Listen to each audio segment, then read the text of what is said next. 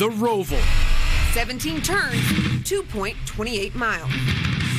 It's 400 kilometers of twisting, bumping, and fighting your way to the front. So far, the playoffs have been full of drama, tempers. Anytime you run into him, it's a problem. I don't care who he is or how long he's been doing it. I'm going to stand up for myself and my team.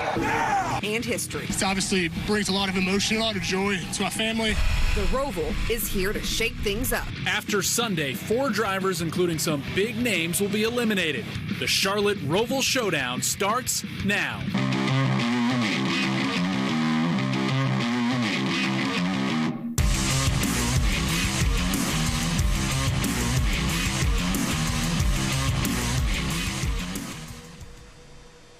Well, it began 4 years ago as a dream, as a vision, and now the Roval sits as a pillar of the NASCAR playoffs. After this weekend, 4 drivers in each series will get, let's call it, an extended stay in Charlotte as the playoffs roll along. Nick Carboni here with Ashley Stroline, and welcome to Charlotte Roval Showdown. Well, look, while playoff drivers and teams are worrying about their game plan and how they're going to survive the Roval, we're enjoying our Friday night here at Charlotte Motor Speedway. We've got a fun show ahead. Here's a look at what to expect in the next hour.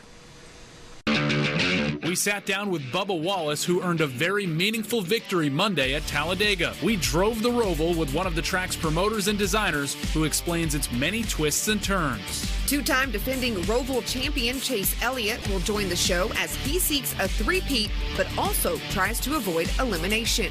And we have an exclusive tour of Rick Hendrick's amazing Heritage Center. Cars and guitars galore. All right, so we've got a jam-packed show ahead of a jam-packed weekend here at the Speedway. Yeah, let's talk about what's coming on the track here at Charlotte Motor Speedway this weekend. It begins tomorrow with the Xfinity Series playoff race. The Drive for the Cure 250 begins at 3 o'clock on WCNC Charlotte. They're going to go 67 laps around the Roval. Then on Sunday, the Cup drivers will take their 4th crack at the track. The Bank of America Roval 400 is at 2 o'clock on WCNC Charlotte. And everybody may have noticed it's been a little bit wet today. Nobody cares if it rains on us, sorry to say. They do care if it rains on race day. Yeah, so we checked in with our good friend and chief meteorologist Brad Pinovich about what to expect this weekend.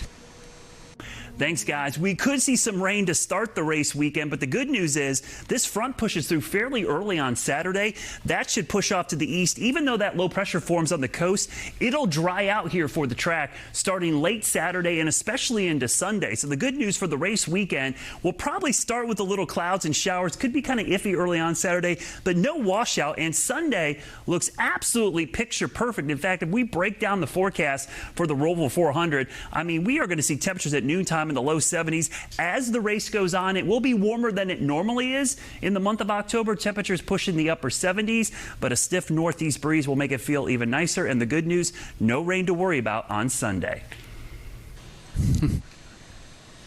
All right, now that we know the weather, let's talk about the playoffs and those clinching scenarios for some of the drivers. That's right, Stro. It's tight. A lot of drivers are worried. It started with 16 drivers, down to 12, and after this weekend, it'll be all the way down to 8. Here's who they are and how they got there. 16 drivers entered the first playoff race at Darlington. After 3 races, the field was cut to 12, with Almirola, Reddick, Kurt Busch, and Michael McDowell eliminated. Through 2 races in the round of 12, only Denny Hamlin can count himself in to the next round after winning at Las Vegas. Chase Elliott and Kyle Busch are hanging on to a spot. Entering the weekend, Kevin Harvick, Alex Bowman, and William Byron are on the outside looking in and have lots of work to do on Sunday. All right, if I'm Denny Hamlin, I'm sleeping just fine in Charlotte this weekend. Except, Stro, that no driver has won the Roval from pole position. Just throwing that in there. That's fine. Denny. Whatever. Right, he's on to the round of 8. Who cares? To talk about the drivers, what they're going through in this race, we brought up NBC sports analyst Kyle Petty. Well, Kyle, it's been interesting. I've asked a number of drivers in the Cup Series, do they find it harder or easier coming to this track for the 4th year in a row? And I've gotten both responses. Some say easier because they've had a few times doing it now. Some say harder because teams have that information that didn't have year 1. Chase Elliott finds it easy. Yes, he does. He's never found driving through the tunnel here and running this thing not easy, I think. But I think some teams find it harder because they begin to put pressure on themselves because they know they should be better. They should have better results than what they do. It's a tough little racetrack. It's very technical through the infield. It's slow. They talk about how slow it is, but we see so much action. Once they leave down here and whatever that corner is where they keep running it, when they keep running in the wall, once they leave there, there's mayhem. There can be mayhem in the infield. And really, I think when we all looked at it to begin with, we were like, oh, man, they're going to be on the banks. They're going to be all in the mail when they try to break and all this stuff. But I think it does go both ways. But it's like that for all tracks. Heading into this race, Denny Hamlin, the only playoff driver that feels good. Yeah. He's the only one that's advanced to the round 3, the round of 8 people. So how are these other 11 drivers feeling coming into this Roval race? Well, honestly, coming off of Talladega, I don't think any of them has slept all week because even Kyle Larson, he lost 30-some points after Talladega. So he and I think Joey Logano, Brad Keselowski, Martin Truex, they're all within a couple of points. And then you've got, Chase and those guys are +9. And then you've got the great Kevin Harvick, who is an incredible race car driver, lurking just under that line. So it can be a big swing. We saw 30-some points with Kyle Larson, the guy who had dominated this year, won 5 or 6 races, had just blown everybody off everywhere we went, and now he's back in the pack. So I don't think anybody but Denny Hamlin has slept all week. Is there any jealousy on your part that you never got to try a track like this, or is there so many variables that you don't even want to contend with it? So I'm very fortunate that Dale Jarrett and I get to do pre-race and post-race, and when you're doing pre-race and you look in the eyes of some of these drivers, it's like, man, I'm glad I'm not him. I'm glad I'm not. There's no jealousy, man. To be back in that position again, to be able to drive a car is one thing, but the pressure these guys have now, the pressure they feel from their sponsors, the pressure they feel from the fans, the pressure they put on themselves to advance to the round of 8. And it comes down to one race. This is like standing over that final putt at the Masters or at a huge golf tournament, out at Quail. You're standing over that thing and man, you make this putt, you get to go on, man. You get to go. And the problem is there's going to be a lot of missed putts here when they run the Roval. Bubba Wallace gets his first career win. He's just the second African-American to ever win at the highest level of NASCAR. There it is. Bubba Wallace getting his first career Cup Series win at Talladega earlier this week. An emotional victory for sure, becoming the first black driver in nearly 60 years to win at the Cup level. Now, I sat down with Bubba Wallace to talk about what this win means to him and also the 2311 race team. You mentioned 2311 obviously being year 1 for them. To celebrate that win with the guys on your crew, the people in the race shop, co-owners Denny Hamlin and Michael Jordan, what was that like for you? The coolest part about getting our first win was, I don't know the exact stat line, so don't quote me on this, but I'm going to go with 90 to 95% of our team just got their first win. Oh, wow. Like, that's cool. That's really cool. And so, I'm proud of them, because they've never been in that situation before. And the majority of us haven't. But we were all able to rise to the occasion and not let the hype get to us, at one of the craziest races. Talladega is a beast of its own, but we were able to pull through and get our first win. And we've seen MJ at the track. We know how passionate he is about this sport, about his team, and about you getting a win. So what was your conversation with him like? It was short and sweet. I was like, hey, man, I just landed. I'm going to house to party. And he was like, he's just proud. He's happy for the team, proud of the team. But, his winning mentality, he's like, all right, let's keep it up. Don't get complacent. Right. Celebrate this one, and then on Tuesday, let's get back to work. Exactly. Yeah. Exactly. For you, when you put everything into perspective, if you go back to 2020, June of 2020, and then now October of 21, and you think about everything that you experienced personally, can you put that into perspective for me, what this last year plus has been like for you? Ups and downs, rounds and rounds. It's called life. You learn and you grow and you mature from moments like June of 2020. And you start to realize your place in the world, you realize your place in the sport, and you learn to appreciate parts of those things, you learn to hate some other parts of those things, and it's all part of it. So for us, for me to go back to Talladega, it's no issue. I know to show up and I want to go win, and it was just crazy. Friday night, Saturday morning, Amanda and I looked at each other and we're like, we're gonna win, and she's like, yeah we are, but not like a joking around confidence thing, but it was just like, I have a really good feeling, and it's just unreal that it happened. You were awarded at Drive for Diversity Awards. You get the National Series driver. You got a little emotional during your speech, but what was that award like coming here and getting that? It was like full circle. Being here, I remember when I was a kid, sitting there and just being a part of this deal, on a much smaller scale. And so 11 years ago, I was here just innocent bystander, and now being where I'm at today, being a winner, super cool. Ashley, great interview, and what I love about that full circle moment is all the youngsters now looking up to Bubba on stage getting that award. And today's his birthday, so a pretty great birthday week for Bubba Wallace, right? Getting that first win. I'm sure he's celebrating pretty good right now. Now, I also had the chance to talk to the co-owner of 2311 Racing, Denny Hamlin. He's having a great month as well, getting hot in the playoffs, winning as a driver and also as a team owner. Well, Denny, it's been a pretty exciting month or so for you. 2 wins as a driver to start the playoffs off, and then the second round of the playoffs, and then you get your first win as a team owner on Monday in Talladega with the 2311 team and Bubba Wallace getting the job done. What does it feel like to be you right now? Yeah, it's pretty good, that's for sure. The last really 5 weeks has been really, really good. The playoffs have been good to us. We're winning early in rounds, so we get a few weekends to relax while others sweat it out. But we got one more weekend of temporary vacation this weekend in Charlotte, and hopefully we can get a win. I'd love to just stack up some more playoff points for that next round. To now have the relationship as team owner and driver, and obviously Bubba's went through a lot, right? If we go back to last year and everything he's went through, to then this year and getting the checkered flag at Dega. What are, some of the conversations been like off the track that you guys have had, and how have you been there for him through, outside noise, performing on the track, and just everything extra that he's had to deal with? Yeah, I mean, certainly I think that he's got a ton on his plate as it is, and a lot of expectations and a lot of pressure. And I think that that's kind of where I thought Bubba could improve in his craft, is that not getting too high or too low depending on the situation.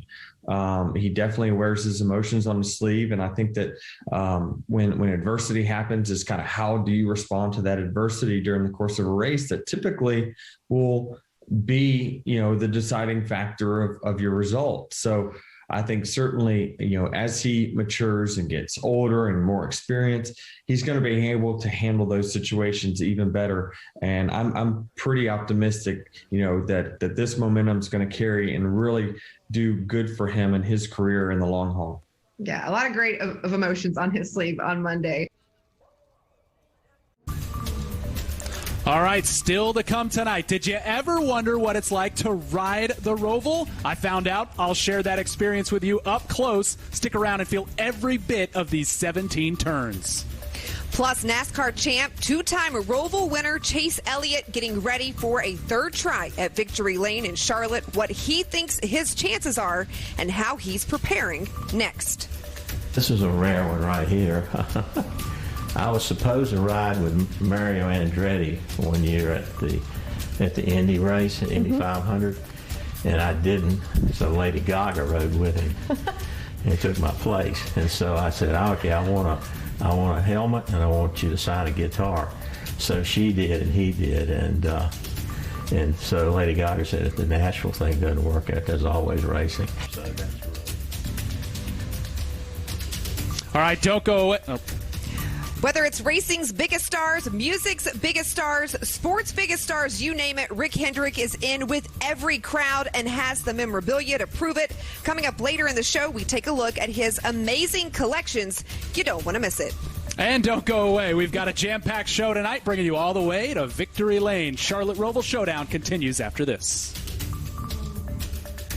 They touch. Jimmy Johnson spins. Martin Truex Jr. gets hit by Johnson. They are both spun out. Here comes Ryan Blaney. Ryan Blaney will survive and win the Bank of America Roval 400. Doug Rice on the call. What a finish in that first Roval race. Martin Truex Jr., Jimmy Johnson spin out while battling through that front stretch chicane. Ryan Blaney right there for the exciting victory.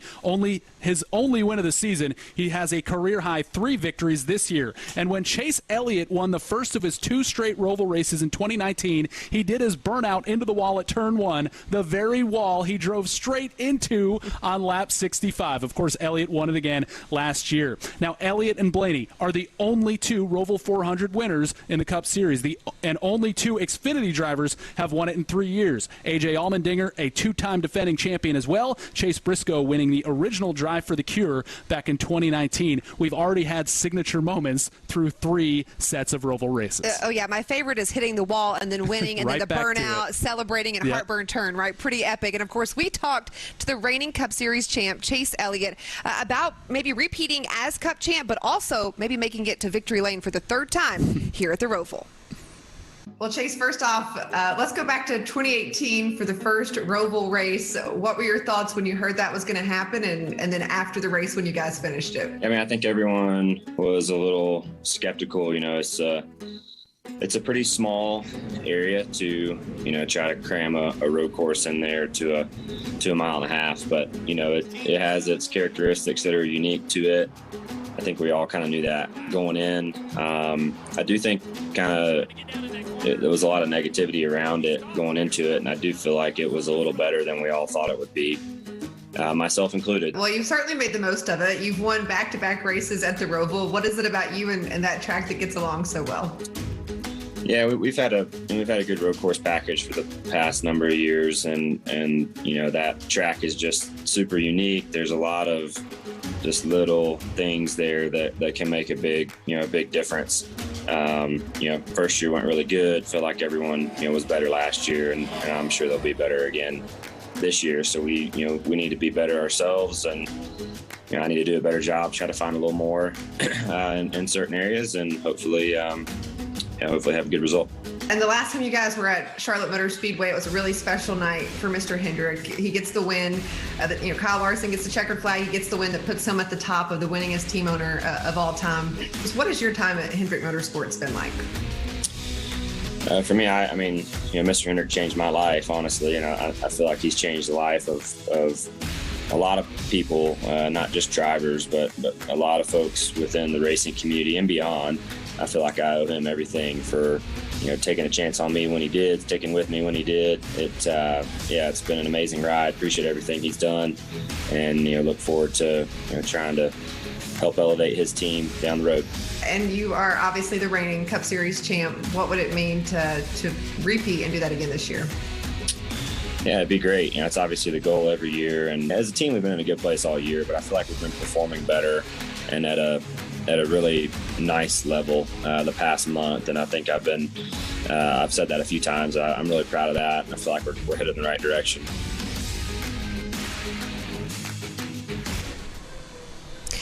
All right, now Chase Elliott is the defending Cup Series champion and the 2-time defending champion here at the Roval. Of his 13 career wins, 7 of them are on road courses. That's already the 3rd best in NASCAR history, and he's the only driver in history to win Cup Series races on 5 different road courses.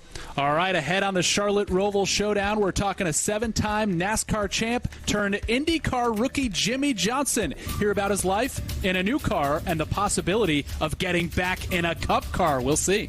All right, plus some of the walls here at the Speedway now donning a different shade. The pit wall is now pink to honor breast cancer awareness. Coming up, a look as survivors and supporters picked up the paint rollers. And we've got that and a whole lot more on the Charlotte Roval Showdown. Don't go away. We'll be back in just a few.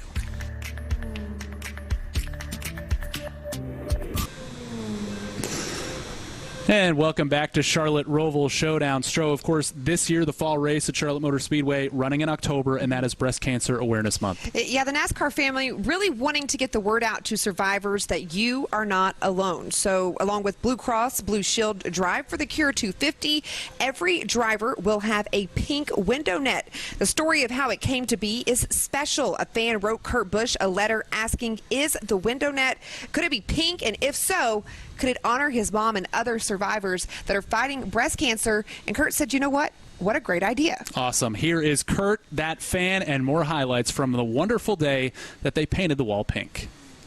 It is truly humbling to share the day with so many breast cancer survivors, to hear their stories, and to be a part of providing hope to those currently battling breast cancer and letting them know that they are not alone in the fight. Pink ribbons will actually be displayed in the winner's circle during the Drive for the Cure on October the 9th. We all have our reasons why we've gotten involved in the fight against breast cancer. For some, it's a catalyst for change to try to find a cure. For others, breast cancer has hit too close to home. Whatever the reason, I thank you for being here today. Your support means the world to survivors like me.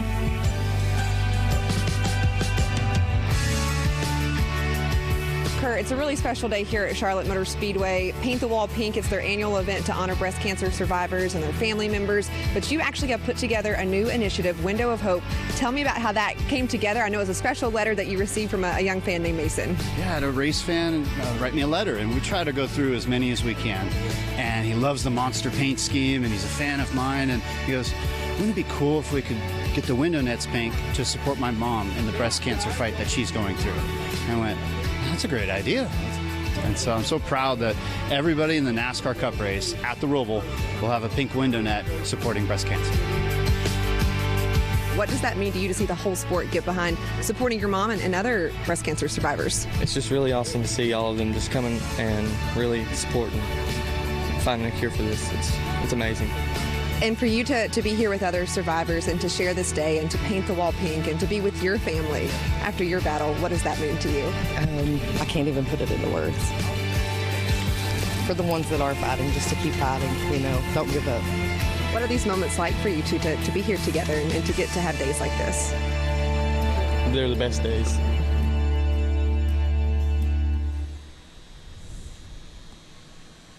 All right, I won't lie, that makes me a little emotional every time that I rewatch that story because it's such a beautiful moment and it shows what one small gesture can do to support so many people. Yeah, speaking of gestures, Kurt Busch telling us that Mason, the young man who wrote the letter on behalf of his mom, he will be at the races this weekend here in the pit box, headset on, having the time of his life, and they definitely deserve that. Yes, they do. All right, coming up, the Roval course has become one of the toughest races on the NASCAR schedule. So what makes it so difficult? I wanted to see for myself. Luckily got the chance to do so. We're going to take you for a ride next. These were all cars from different Transformer movies, but that's the original Optimus Prime. So when kids come in here and they see the robot and Optimus Prime, it's been a big hit. All right, you don't have to be a kid for this to be a big hit. Rick Hendrick's collection of cars, guitars, and more. It's impressive for the young and the young at heart and everyone in between. Stay tuned. We have our one-on-one tour coming up later in the show. Another look at that pink pit wall, so powerful every year. Charlotte Roval Showdown continues next. Welcome back to Charlotte Roval Showdown, live from Charlotte Motor Speedway. Here's a live look down at the Roval.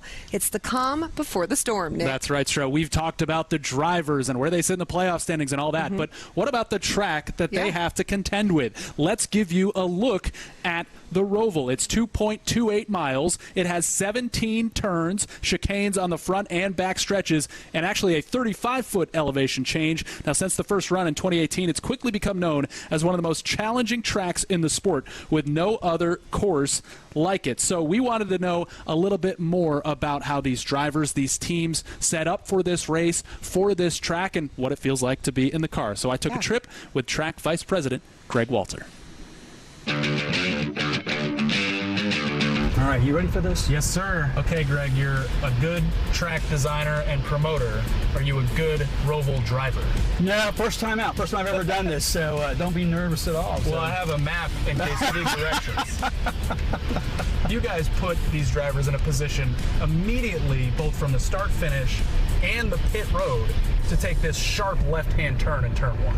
It is. And so once you cross this yellow line, it is on like Donkey Kong. They can get the speed real quick, just like this. There you go. Now, as they go through this is really the meat of the road course. What are they trying to accomplish speed-wise and in terms of just staying on track and staying in position? Well, of course, obviously, for the driver, trying to get as much gain in position and then set up for the next turn.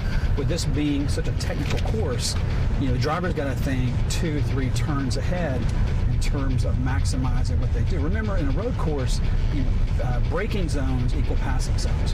How did these teams set up the cars to be half road and half oval? That's got to be really challenging. Well, that was one of the objections early on for us, was that the teams, the amount they would have to invest in setting these cars up properly to be able to handle the physics and dynamics that the car has to go through when it goes through this course. And now we approach the backstretch chicane. You're probably topping out your speed here, and then you've got to go down to first gear, these drivers, through this thing. Hold on.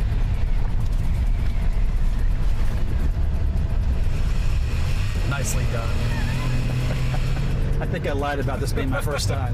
Yeah, you've done this before. Now, this front stretch chicane was put in because Marcus wanted a place where, bottom of the ninth, bases loaded, 2 outs. Yep. And it was that last ditch effort. And you saw that, of course, right away with the first Roval with Truex and Jimmy Johnson. So you're going to hit this apex here, clip this one, and clip out. And then pick up speed right as you come out of it for start finish. Yep. Beautiful. How much fun was it to be tasked with helping set all of this up? Something totally different in NASCAR, totally different for Charlotte Motor Speedway, but you're breaking a little bit of tradition to do it.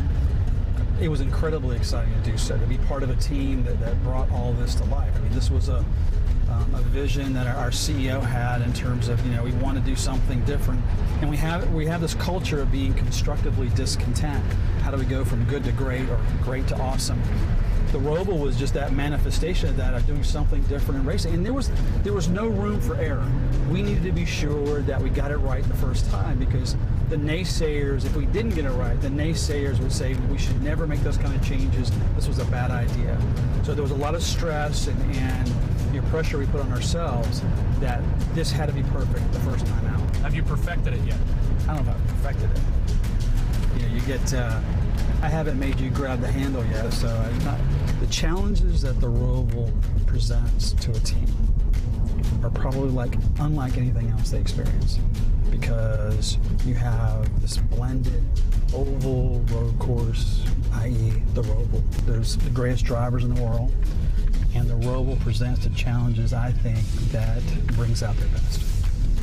It's a great course. Thank you for driving it for us. I enjoyed it. Are there any open spots Saturday or Sunday you might want to jump in a car? If there is, boy, I'll give you the keys and let you give a shot. Oh, well, yeah, I might need to take it for a test drive first. You got this thing down. Thank you, Greg. Thank you. All right, Nick, you actually texted me after you did that ride along, and you were like, this is the most fun I've ever had. And I was so happy that was your experience. I'm not going to lie. I had a blast. And I'm taking him up on that offer to put the keys in the ignition and take one for a spin myself. You can see the entire, we took 10 laps. You can see all of it on WCNC.com and the WCNC Charlotte YouTube page.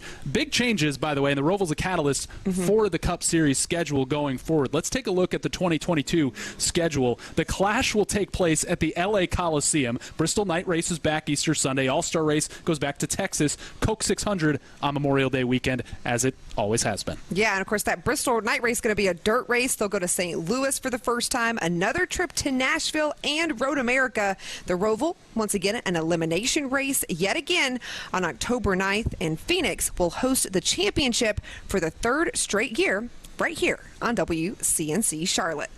And still to come tonight, we hear from 7-time champ Jimmy Johnson on life after NASCAR and his thoughts on a possible return. You'll have to see what he has to say. That's coming up next. And check it out, a look at the Xfinity Series garages. Nobody in there now, but they will be hard at work for tomorrow's race. Charlotte Roval Showdown continues next. Down the backstretch for the final time. It has been 24 races since Jimmy Johnson, a 6-time champion, a 7-time winner at this racetrack, has been to victory lane as he comes out of 4. Jimmy Johnson wins at Charlotte.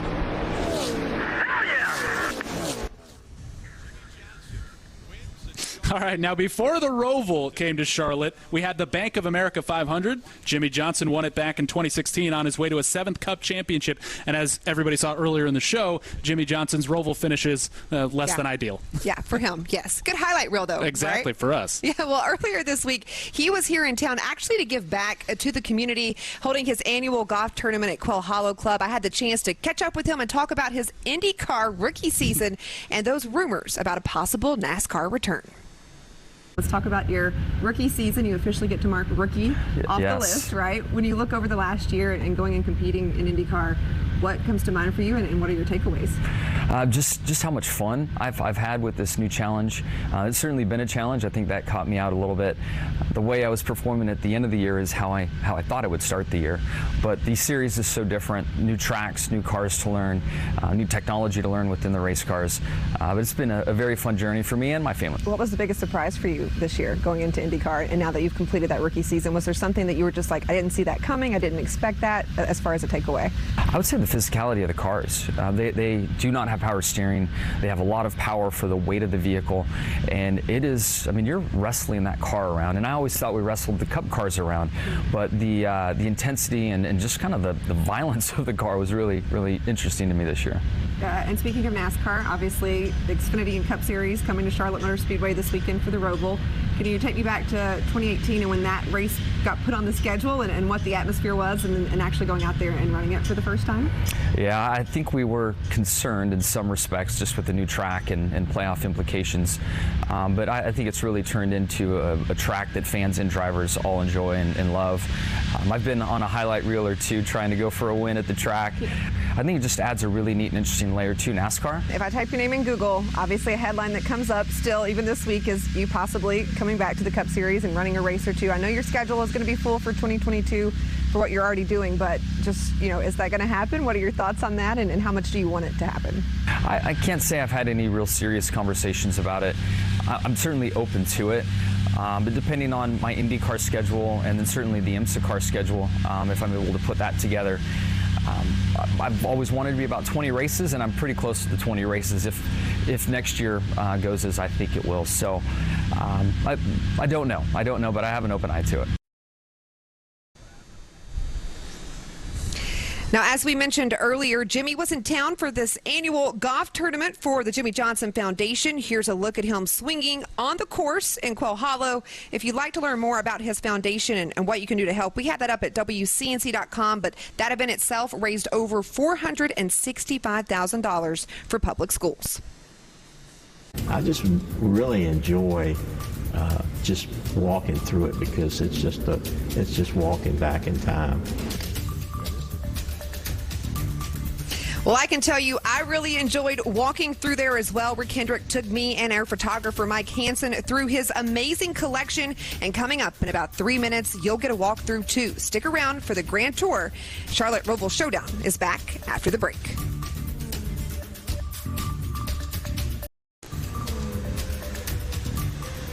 Well, the Roval race is a big one for Hendrick Motorsports. All 4 Hendrick Chevrolets are still in the playoffs. Kyle Larson, Alex Bowman, William Byron, and reigning champ, 2-time Roval winner Chase Elliott. But how many of them will make it to the round of 8?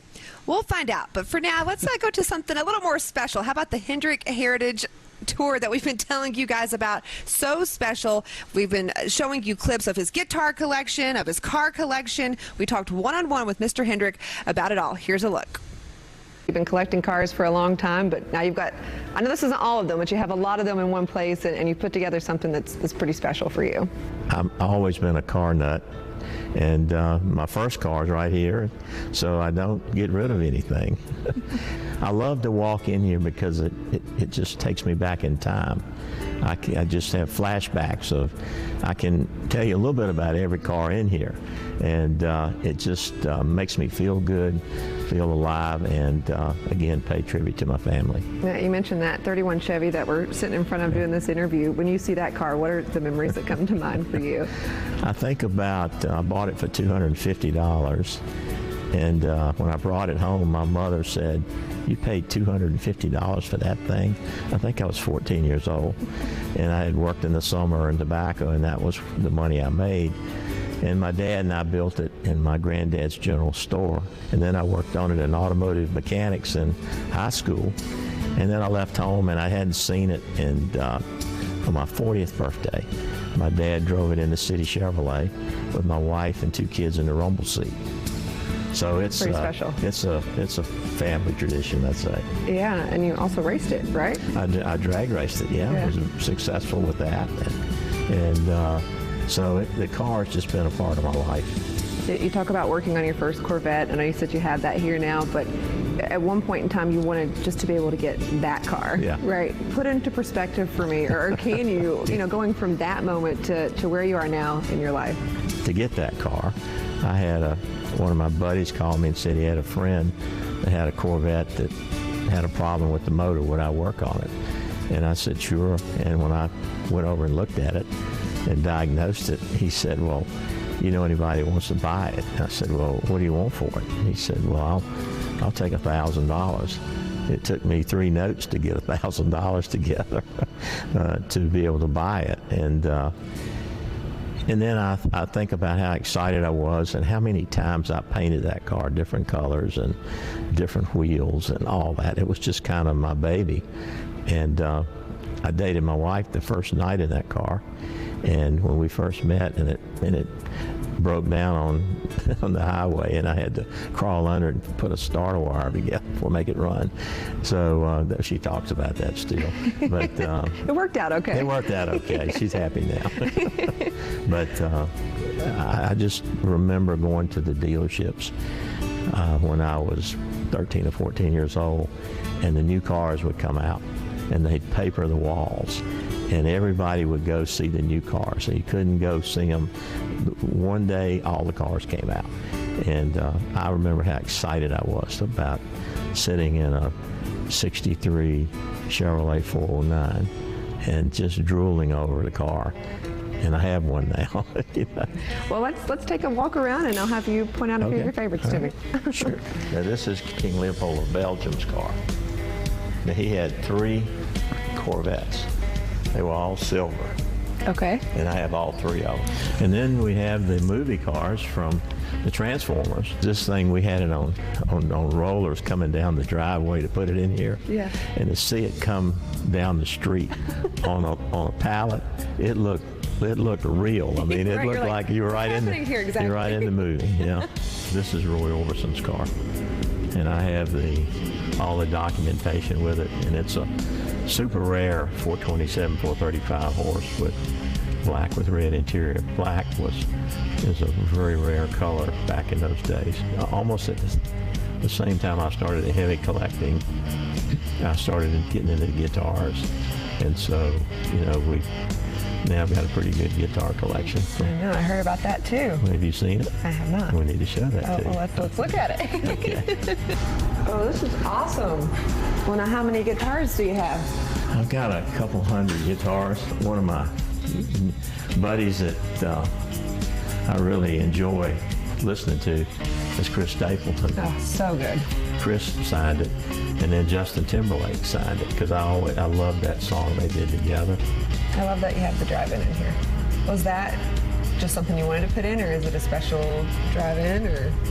Well, we call it the Bel Air drive-in, and Bel Air was an old Chevrolet. Mm-hmm. And so there are a lot of creative people here. I can't take the credit for it all. And just ideas kept popping up. So we just continued to do things, and thought the drive-in was pretty cool. It is. That is so cool. And one thing you didn't show that I know you saw, a Babe Ruth game-used bat. He had 2 home runs with it. Yeah, I know exactly where that's stashed in Mr. H's collection. I mean, there were just so many cool things, and just a really special day that he took his time to come give us that tour and tell us story after story. But each thing he really has a personal connection to, and you see where his love of cars came from, his humble beginnings. I mean, he even had to sell his first Corvette that he worked so hard to get. He got it back and then some, right? Plenty of Corvettes in that car collection now. And we had that full exclusive interview with with Mr. Hendrick right now up on WCNC.com. You can see more of our tour through the Hendrick Heritage Center and hear more of his stories. One more lap to go here on Charlotte Roval Showdown. Coming up, we're going to make our predictions. Stick around. All right, Roval prediction time. Who you got? You know, this is hard for me, but I'm going to go with Kyle Larson. He's been the guy all year, back in victory lane for the Roval. I'm going to go in a wild card race with a wild card pick. Charlotte's William Byron. He needs to win to get into the next round. And both races this weekend, of course, are on WCNC Charlotte. Thank you, everybody, for joining us. Who will be in victory lane Saturday and Sunday? We'll find out in the next few days.